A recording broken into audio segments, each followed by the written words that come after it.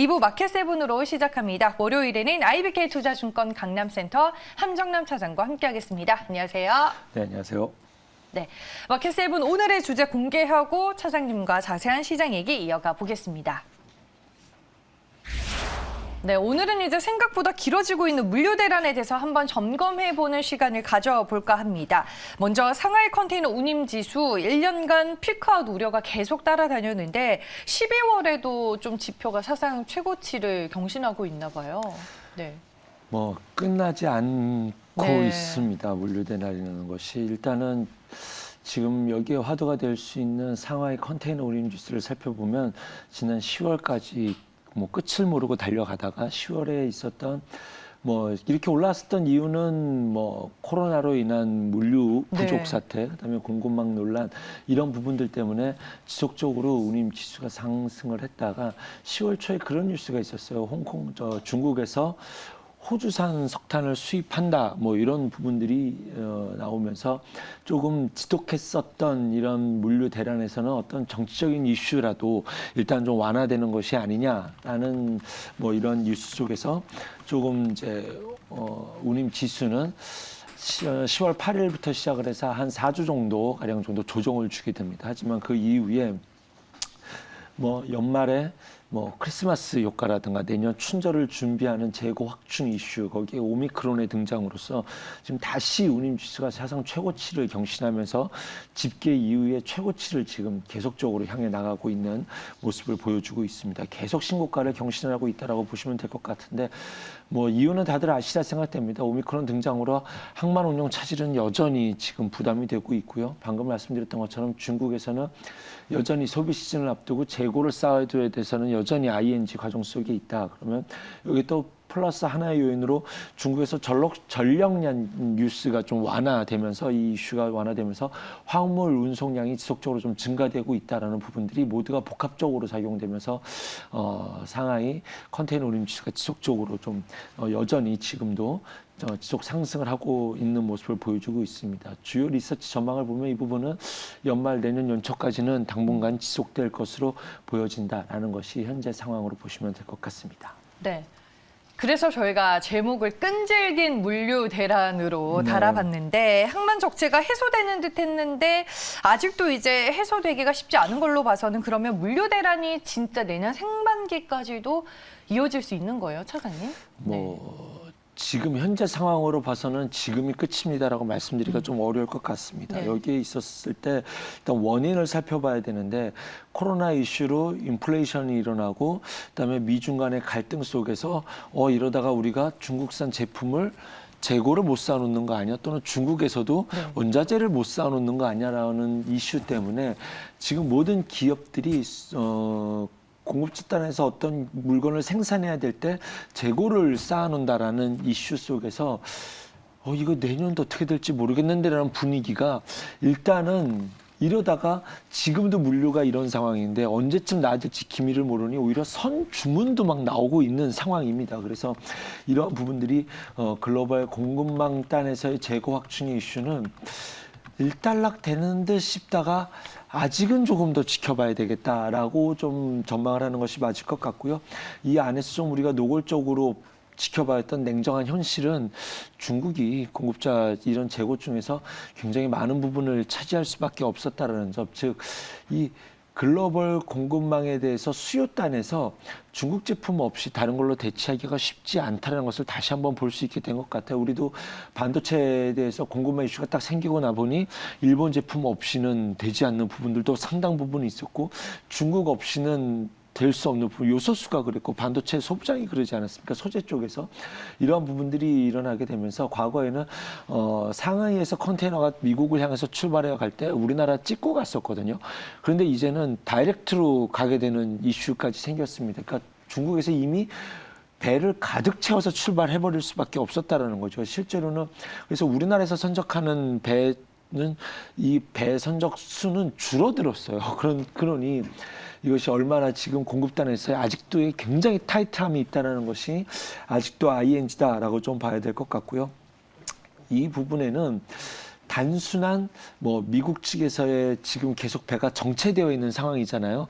여기에 대해서는 지금 코로나 사태로 이제 뭐 인적 자원도 좀 쉽지 않은 부분에서 거기에 계속 적체가 되어 있는 뭐 트럭 운전수를 지금 뽑을 수도 없는 상황이라는 점.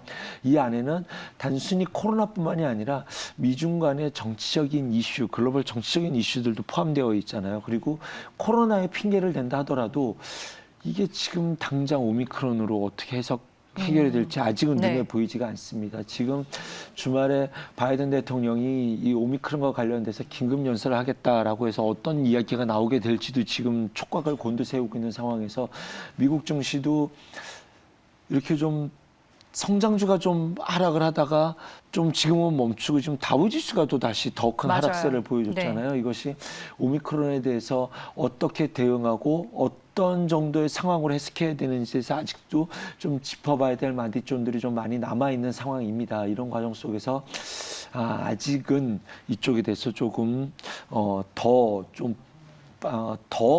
나쁘자 이런 것보다는 우리가 안 좋았었던 이유로 홍콩 상하이 지수가 여기까지 왔던 부분에 대해서 지금 가시적으로 해석될 수 있는 요인이 잘 보이지가 않는다라고 보는 것이 맞을 것 같습니다. 그렇게 네. 본다라고 한다면 운임 지수가 올라가는 성에서 급하게 부러진다 뭐 이런 상황은 아니고 운임 지수는 좀 고공권을 당분간 좀 지속될 가능성에 좀 무게를 두고 바라보는 것이 맞지 않을까 생각이 듭니다. 네, 그래서 뭐 시청자분께서 단도직입적으로 물어보시네요. 해운주를 사라는 건지 말라는 건지, 네. 그러니까 해운과 물류와 관련된 종목들을 우리가 봐야 되는 건지 아니면 좀 보수적으로 접근을 해야 되는 건지 이제 종목별로 들어가서 저희가 자세하게 점검을 해보겠습니다.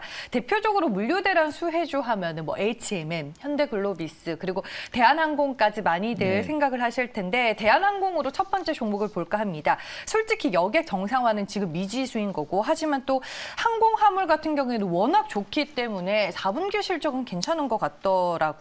화물 운임이 쉽게 꺾이지 않는다면 또 대한항공은 우리가 어떤 관점으로 봐야 될지. 대한항공의 HMM 같이 묶어서 말씀드릴게요. 네. 투자자 입장에서 사실 어마어마한 실적 퍼포먼스가 예상이 됩니다. HMM 같은 경우는 6조 8천억이 예상이 되고 있으니 작년에 1조 처음 흑자 전환한 게 작년에 1조가 조금 안 됐었거든요. 근데 지금 6조 8천억 시총이 14조인데 그런데 지금 이 정도 퍼포먼스 보이는 거는 글로벌 해운사들이 공통적인 숫자다, 영업이익률이다 이렇게 좀 보시면 될 것 같고요. 자, 이제 화학재가 좀 공존하고 있다 이렇게 좀 말씀을 드릴 것 같네요. 하지만 이 핵심 이슈인 상하이 컨테이너 운임 지수가 다시 최고치를 돌파했기 때문에 지금 매수예요, 관망이요 하면은 저는 매수에 훨씬 더 높은 비중을 두고 말씀을 드리겠습니다. 지금 충분히 조정을 줄 만큼 고점 대비해서 지금 반토막 정도 50%가량 손실이 났다가 조정을 보였다가 이제 조금 고개를 드는데 이건 글로벌 해운사들도 비슷한 주가 흐름을 보여주고 있는데 지금 이런 상황이라고 한다면 여기서부터 뭐 피카오 논란이 있지만 피카오 논란과 관련된 주가 조정은 충분히 주가 현 시점에 좀 반영이 되어 있지 않나라는 생각을 가져봅니다. 자, 그러면은 충분히 지금 시장에서는 매수 관점으로 볼 수 있는데 조금 악재가 좀 하나씩 껴 있어요. 일단은 지난달에 그런 이슈가 있었어요. 이 해운사에다가 과징금 이슈가 있었습니다. 네. 8천억을 매기겠다. 그래서 이제 바로 반박이 있었습니다.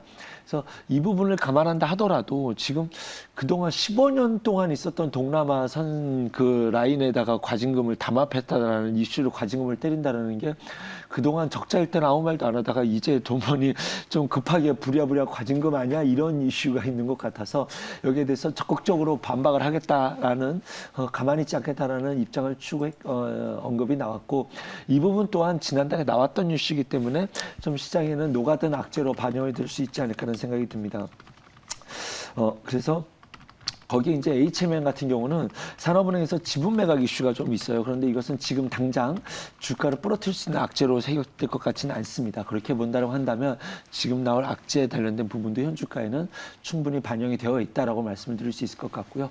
대한항공은 부채 장사, 우산 장사예요. 이렇게 좀 오미크론이 끝나면 여기 쪽이 좋아질 것이라는 기대감, 그렇지 않다라고 한다면 화물 쪽이 좋아진다라는 기대감이 이렇게 반반 놓여져 있는데 저는 어쨌든 대한항공은 조금 이런 이슈를 본다면 좀 후순위로 바라봅니다. 왜냐하면 네. 아시아나항공을 인수한 부분에 대해서 어느 정도 퍼포먼스로 더 성장할 수 있는지에 대해서는 퀘스천 마크가 저 개인적인 이건 의견입니다. 그래서 요거는 좀 뒤로 차치하셔도 될 것 같은데 저 개인적으로 이 이슈로 토픽을 뽑으라고 한다면 저는 이제 HMM이 될 수밖에 없기 때문에 대한항공은 조금 후순위로 부채장수, 우산장수의 요 이미지를 깨기가 좀 어려운 상황이지 않나는 생각이 드네요. 알겠습니다. 마지막으로 저희가 이제 관련주들 총 전략을 정리하면서 뭐 차장님께서 선호하는 종목의 매력도까지 네. 저희가 점검을 해보도록 하겠고요. 다음 종목으로 이제 넘어가겠습니다. 현대글로비스인데 최근에 이제 완성차 해상 운송 계약건도 있었더라고요. 네, 그렇죠.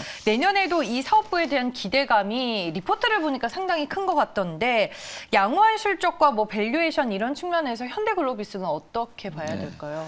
해외 빅기업이 이제 그 5천억 가량 네. 선 주문이 나왔죠. 이것이 지금 그 상하이 컨테이너 운임치가 올라가는 이유이다. 이렇게 보시면 될 것 같아요. 그러니까 내년에도 어떻게 될지 모르니 일단 네. 선 계약을 해버리는 것이고 이런 상황이라고 한다면 글로비스는 지금 이 운송주들이 해운주들이 빠지니까 같이 빠진 건지 현대차 그룹이 조정을 주니까 같이 조정을 준 건지는 잘 모르겠지만 양쪽의 기업을 다 같이 본다 하더라도 지금은 좀 빠질 만큼은 빠져 있다라는 해석을 하기에는 충분하지 않을까라는 생각이 듭니다. 거기에 본업단에서의 수주가 나왔다는 점은 틀림없이 우리가 매력적인 이슈고 지수의 좀 주가 방향을 조금 이제는 반전시킬 수 있을 만한 트리거가 될 수 있을 그런 뉴스다라고 좀 생각이 듭니다. 여기에서 저는 이제 현대차 그룹 자체가 조금 긍정적인 시나리오를 보일 수 있는 그런 상황이다.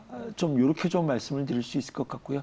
현대차가 내년에 좀 기대되는 이제 좀 그룹 중에서도 하나잖아요. 그래서 이러한 부분으로 봤었을 때 현대차 관련주들이 여기서 더 치고 하락으로 이렇게 전망하시는 분들은 거의 없거든요. 그래서 악재는 이미 반영이 되었다라는 종목으로 피킹을 했었을 때 전혀 손색이 없는 종목이다. 거기에서 본업에 대한 선주문이 나왔다는 점은 특별한 매력도가 있다. 여기에 저는 내년에 추가 키워드는 수소로 봅니다. 수소에서 수소 에너지 공급망 관리 플랫폼 업체로서 이제 비전 제시를 했고요. 여기서 내년에 이제 키워드가 갈 수 있는 뭐 섹터 키워드 중에 하나가 저는 수소로 보고 있는데 수소도 유통을 해야 되잖아요. 그래서 유통, 운송, 그다음에 그 그린 암모니아 이런 수송 저장까지도 해서 이거의 키워드를 갖고 내년에 본격적인 이 시장에 뛰어들어서 새로운 먹거리로 만들겠다라고 했으니 본업도 좋아지고 있는데 현대차 그룹을 봐도 상당히 매력적이다.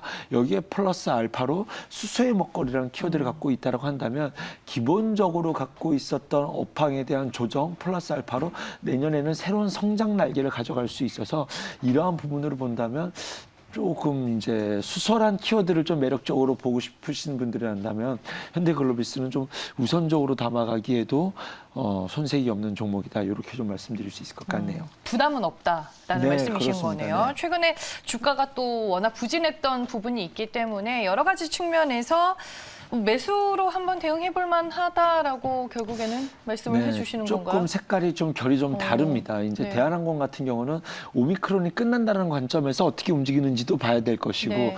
HMM은 상하이 컨테이너 지수가 어떻게 되는지에서 봐야 될 것이고 근데 저는 글로비스 같은 경우는 현대 기아차만 비중을 많이 갖고 계시는 분들에게 플러스 알파로 현대 오토에버 그다음에 현대 글로비스도 함께 담아가는 전략을 이렇게 좀 네. 말씀드릴 수 있을 것 같거든요. 그래서 결이 좀 달라요. 색깔이 다 좋아 보이긴 한데 그런 관점에서 제 개인적으로는 대한항공은 조금 뒤에 있다.